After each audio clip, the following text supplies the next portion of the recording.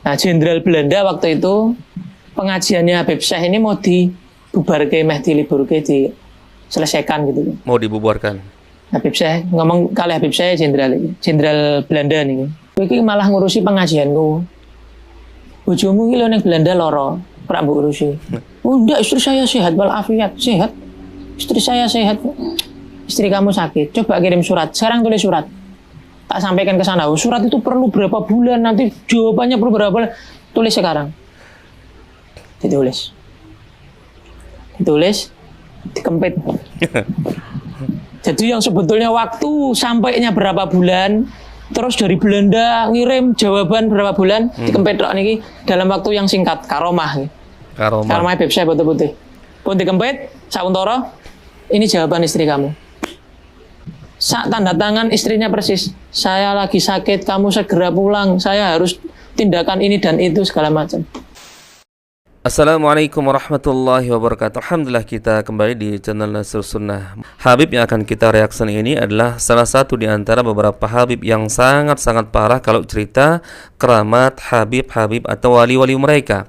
Dan Habib ini yang pernah menceritakan tentang pesawat yang ada di Bandara Adi Sumarmo, Boyolali Solo. Katanya pernah ada pesawat yang sudah terbang tiba-tiba mundur lagi karena ada penumpang yang seharusnya naik di situ seorang habaib namun terlambat datang di bandara. Kemudian katanya ketika Habib tersebut datang di bandara, pesawat yang tadinya sudah terbang ya tiba-tiba mundur lagi. Nah, di video kali ini juga subhanallah luar biasa super tinggi khurafat yang dia ceritakan ya. Jadi ceritanya teman-teman, dulu di zaman Belanda ada seorang habaib yang diwalikan lah begitu kan. Ya, rencana Jenderal Belanda ini akan membubarkan kajian si Habib tersebut. Lalu Habib tersebut mengatakan kepada si Jenderal Belanda ini, ngapain kalian mengurus pengajian saya? Coba kamu urus istrimu sana di Belanda sedang sakit. Kaget dong Jenderal Belanda ini, disebut istrinya yang ada di Belanda sedang sakit. Jenderal ini bilang, dari mana kamu tahu istri saya sedang sakit? Sedangkan ada di Belanda. Coba kirim surat dulu ke Belanda, ke istrimu sedang sakit. Akhirnya benar, jenderal ini tulis surat, kemudian suratnya diambil oleh Habib tersebut, dan tahu tidak, surat itu katanya disembunyikan di ketiak Habib tersebut ya. Kemudian tiba-tiba surat itu langsung terkirim ke Belanda, ke istri jenderal tersebut, dan tiba-tiba langsung ada balasan. Tiba-tiba si Habib tersebut mengatakan, nih balasan dari istrimu. Kemudian ketika dicek, benar katanya tulisan istrinya, kemudian ada tanda tangannya. Subhanallah teman-teman, ini cerita apa ini? Kok ada keramat ya, ngirim surat ya dari Indonesia ke Belanda, disimpan dari ketiak, tiba-tiba langsung terkirim surat tersebut, kemudian langsung ada balasannya. La ilaha illallah. Makanya saya sering mengatakan teman-teman, kadang mereka menyebut keramat wali-wali mereka melebihi mukjizat para nabi, para rasul. Lah kalau mujizat para nabi, para rasul saja bisa mereka ungguli, apalagi keramatnya sahabat nabi, tabi'in, tabi'ut tabi'in, imam mazhab, yang Bukhari, imam Muslim dilibas sama mereka. Coba, bagaimana ketika Rasulullah dulu mengirimkan surat bagi raja-raja seperti Raja Romawi Heraklius.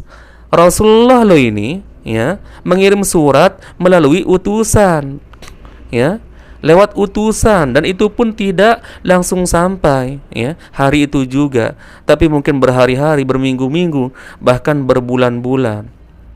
Itu seorang nabi loh, seorang rasul yang memiliki mukjizat ya, pernah membelah bulan menjadi dua untuk menunjukkan ya bahwa dia adalah seorang rasul kepada orang-orang musyrikin kala itu. Lalu ini muncul Habib-Habib ini yang dia ceritakan keramatnya mengungguli mukjizat para nabi ya. Ngirim surat cuma lewat ketiak, tiba-tiba langsung suratnya terkirim ke Belanda ya, dan tiba-tiba langsung ada balasan. Nih, balasan dari istrimu. Dan katanya benar tulisan tangan istrinya, ada tanda tangan juga. Kemudian katanya di surat tersebut ya, saya sedang sakit, begini. Akhirnya katanya si jenderal tersebut mengatakan kepada Habib ini, ya sudah Habib, lanjutkan saja pengajiannya. Allahu Akbar. Ini cerita apa ini teman-teman ya? Makanya nggak heran kita sering mengatakan keramat-keramat Habib-Habib mereka yang mereka ceritakan melebihi mukjizat para nabi, para rasul. Coba kita simak videonya. Aku ana ceritane Habib Syekh. Foto Putih, Habib Syekh Foto Putih Surabaya. Surabaya. Kan dulu punya pengajian di Semarang. Nggih, yang Menara mereka. Masjid Menara Semarang Layur niku kan dari tahun 1700-an nih. Sebelum mereka uman itu. Menara Layur lho sing nggone Habib biasanya acara. Itu Masjid Menara itu kan makanya bangunannya khas Tarim. Khas Hadramaut Yaman nih. Jadi pengajian diliburkan, pengajian dibubarkan niku dari zaman dulu ada, dari zaman Belanda. Nah, Habib Syekh itu kan pengajian orang alim, wali gede luar biasa. Habib Syekh Foto Putih, siapa orang ngerti kan menurut. Nah, Jenderal Belanda waktu itu pengajiannya Habib Syekh ini mau dibubarke, diliburke, diselesaikan gitu. Mau dibubarkan. Habib Syekh ngomong kali Habib Syekh Jenderal Belanda nih. Habib Syekh gini, ya aku ini malah ngurusi pengajianku. Bojomu iki lho ning Belanda lara, ora mbok urusi. Oh enggak, istri saya sehat walafiat, sehat. Istri saya sehat.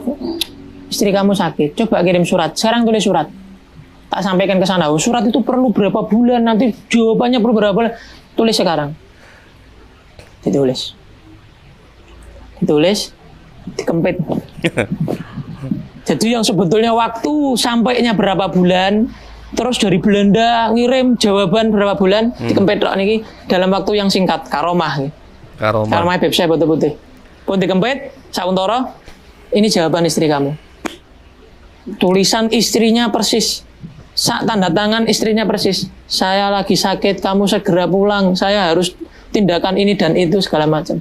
Oh ya Habib, lanjut aja pengajiannya, enggak apa-apa. Saya tak balik ke Belanda. Itu. Istimewa Indonesia ini full wali-wali hebat. Enggak ya, enggak merdeka. Gimana? Jelas kan? Seperti yang saya katakan di awal tadi, mereka kadang-kadang melebihkan keramat wali-wali mereka di atas mukjizat para nabi, para rasul. Antum bayangkanlah, kirim surat cukup disembunyikan lewat ketiak, langsung suratnya terkirim ke Belanda. Yang mungkin kalau kita tahu ya, sebelum adanya handphone, sebelum adanya internet, dulu kan kita kirim surat ya. Jangankan dari Indonesia ke luar negeri ya. Dari misalkan Jakarta misalkan ke Bandung saja mungkin bisa membutuhkan waktu berminggu-minggu baru sampai. Nah, ini katanya keramat Habibnya, walinya, suratnya dikepit di ketiak langsung terkirim. Dan seketika itu juga langsung ada balasannya. Allahu Akbar. Ini cerita apa ini teman-teman ya? Kalau ada yang masih percaya dengan cerita-cerita seperti ini, sungguh ini teman-teman berarti orang-orang ini sudah terkena ya, masuk dalam perangkap dongeng-dongeng khurafat. Dan akan mudah lagi dia akan percaya dengan khurafat-khurafat berikutnya yang akan diceritakan oleh para habib-habib ini. Sebagaimana sudah saya katakan tadi, coba Rasulullah ini seorang nabi paling mulia ya, berkirim surat ke raja-raja untuk diajak masuk Islam ya, itu melalui utusan ya. Tidak ada Rasulullah misalkan masukkan ke dalam bajunya, tiba-tiba surat itu langsung terkirim ke Raja Heraklius kemudian langsung ada balasan. Enggak, alami saja teman-teman. Berarti Habib-Habib ini enak dong kalau punya keramat seperti ini. Apalagi pernah saya bahas juga di channel ini, ada Habib yang bercerita keramat wali-wali mereka ya, yang katanya ingin pulang ke Indonesia karena kebetulan dia sedang belajar di Mekah. Tiba-tiba katanya gurunya, walinya ya, hanya putar telinga, langsung katanya muridnya ini langsung sampai ke Indonesia. Dan ketika akan kembali lagi ke Mekah, putar lagi telinganya langsung sampai ke Mekah. Bahkan ada Habib juga yang cerita ya, ada seorang Habib bersama murid-muridnya yang pergi ke Mekah dari Indonesia hanya menggunakan perahu.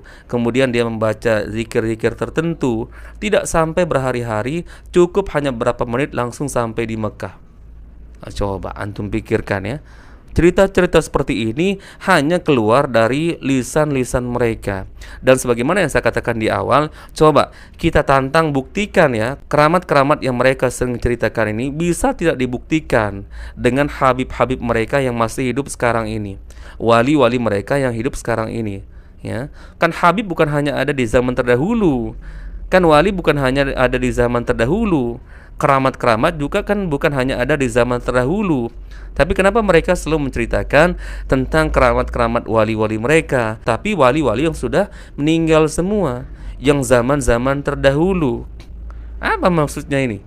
Agar tidak bisa dibuktikan, agar ketika misalkan kita nantang mereka untuk pembuktian secara nyata, misalkan live di video, lalu mereka bisa cari alasan, loh kan mereka sudah meninggal dunia. Nah, buktikan dong dengan Habib yang masih hidup sekarang ini. Masa nggak ada Habib ente, wali ente yang punya keramat sampai sekarang? Kan pasti ada kan, terus regenerasi. Begitu juga dengan para ulama kan, orang-orang alim, orang-orang berilmu kan terus regenerasi. Masa keramat nggak ada regenerasinya? Coba buktikan dong. Jangan cerita Habib-Habib, wali-wali yang sudah meninggal dunia. Itu cari-cari alasan, ya, agar nggak bisa dibuktikan. Karena apa? Kenapa kita kadang menantang mereka ini? Karena seolah-olah keramat yang mereka ceritakan ini bisa dikeluarkan sewaktu-waktu. Tidak sebagaimana pemahaman seperti mukjizat atau karomah itu muncul ya sesuai dengan kehendak Allah Azza wa Jalla. Ya, bahkan pernah juga kita bahas di channel ini, ya, ada seorang Habib yang bercerita bahwa ada di antara beberapa habaib ya yang diwalikan kemudian saling beradu keramat. Kemudian ada yang nurunkan rantai emas dari langit. Subhanallah. Ini kan seolah-olah kalau dia mengatakan bisa beradu karomah, beradu keramat, ya, siapa paling hebat, ini artinya mereka sedang menceritakan bahwa keramat itu bisa diulang-ulang. Cobalah diulang-ulang sekarang. Kita buktikan secara live, ya. Coba buktikan secara live di video biar kita bisa percaya. Jangan hanya modal cerita keramat-keramat wali yang terdahulu yang sudah meninggal dunia agar tidak bisa ditantang, agar tidak bisa dibuktikan, dan mereka bisa cari alasan ya bahwa habib-habib mereka yang punya keramat hebat-hebat itu sudah meninggal dunia. Lah memangnya habib-habib yang sekarang, wali-wali yang sekarang tidak punya keramat? Kan ada kan? Masa keramat gak ada regenerasinya? Nah itulah teman-teman mereka, sebagaimana yang saya katakan, keramat mereka itu melebihi mukjizat para nabi. Ini yang kita khawatirkan teman-teman. Dan kalau orang biasanya sudah terperangkap dengan cerita-cerita seperti ini, susah untuk keluarnya, sulit untuk keluarnya teman-teman.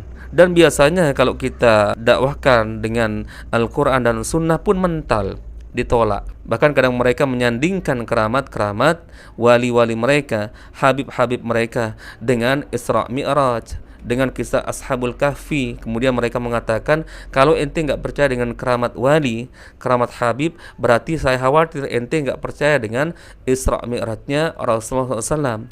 Kemudian tidak percaya dengan kisah Ashabul Kahfi. Allahu Akbar. Kisah Ashabul Kahfi, kisah Isra Mi'rajnya Rasulullah SAW itu ada di dalam Al-Quran. Dijelaskan oleh Rasulullah melalui hadis-hadis yang sahih. Kemudian turun-temurun para ulama menjelaskan hal tersebut. Jadi ada bukti validnya ya di Al-Quran, di Sunnah Nabi, diceritakan oleh para ulama. Lah kalau keramat wali-wali ente kan murni keluar dari mulut-mulut ente sendiri ya. Kemudian kalaupun ada di kitab, ya kitab karangan kitab-kitab ente sendiri. Dan yang anehnya belum pernah mereka menceritakan keramatnya Imam Bukhari, keramatnya Imam Muslim, apalagi menceritakan keramatnya Imam Syafi'i, maka langsung akan terbantah. Kenapa?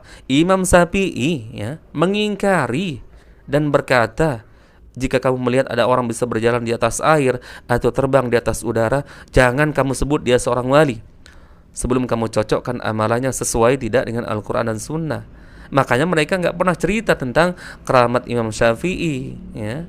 Karena apa? Imam Syafi'i justru membantah hal-hal seperti itu. Apalagi kalau kita melihat amalan-amalan mereka teman-teman. Maka jangan mudah termakan dengan cerita-cerita seperti ini. Ini murni dongeng-dongeng khurafat ya. Silakanlah antum pikirkan teman-teman, dan antum kembali bandingkan dengan kisah para nabi, para rasul ya. Nabi Muhammad pernah tidak mengalami hal-hal seperti ini ya. Berkirim surat sudah ada di zaman Rasulullah, dan tentu Rasulullah berkirim surat itu jauh lebih penting teman-teman untuk mendakwahkan Islam kepada para raja-raja terdahulu Itu jauh lebih penting. Akan tetapi Rasulullah apa? Ya, tidak ada riwayat Rasulullah menyembunyikan surat yang akan beliau kirim di ketiaknya, lalu tiba-tiba sampai di Raja Heraklius, kemudian langsung seketika itu juga ada balasan. Nggak ada. Ya. Maka nggak aneh kadang-kadang teman-teman kita mengatakan keramat wali-wali mereka melebihi mukjizat para nabi, para rasul. Berhati-hati. Barakallahu fikum, ini sharing-sharing ringkas dan sederhana. Semoga ada manfaatnya teman-teman untuk kita saling mengingatkan semampu kita. Dan ini wujud dari aplikasi sabda Rasulullah, "Man ra'a minkum munkaran falyughayyirhu biyadihi, fa illam yastati fa bilisanihi, fa illam yastati fa biqalbihi, wa dzalika ad'aful iman." Barang siapa melihat kemungkaran di depan matanya, maka cegah dengan tangan. Kalau tidak mampu, cegah dengan lisan. Kalau tidak mampu, minimal benci dengan hati atau ingkari dengan hati. Wadzalika ad'aful iman, ya, dan itu adalah selemah-lemahnya iman. Antum perhatikan ya, orang yang tidak mampu mencegah dengan tangan ketika melihat kemaksiatan, tidak mampu juga mencegah dengan lisan, tapi hanya mampu mencegah dengan hati, disebut oleh Rasulullah itu adalah selemah-lemahnya iman. Bagaimana lalu dengan orang yang mencegah dengan tangan gak mampu, mencegah dengan lisan tidak mampu, membenci dengan hati juga tidak mampu, bahkan justru mendukung, ya, antum pikir bisa jadi iman kita sudah ambruk, ya. Jadi ada di kolom komentar yang kadang-kadang berkomentar seperti itu, ya, sok berilmu lah. Enggak, kita enggak sok berilmu, kita hanya menanggapi sesuai dengan kemampuan kita. Kita tidak pernah mereaksi hal-hal yang lain yang kita rasa tidak mampu untuk kita reaksi, ya. Akan tetapi ini jelas-jelas teman-teman, ya, jelas-jelas adalah khurafat, dan kita bandingkan dengan para nabi, para rasul, kemudian kemuliaan para sahabat nabi yang jelas dijamin masuk surga. Tidak ada mereka mengalami hal-hal seperti yang diceritakan oleh oknum-oknum habaib ini. Barakallahu fikum, semoga ini bermanfaat. Kita bertemu lagi di video berikutnya. Assalamualaikum warahmatullahi wabarakatuh.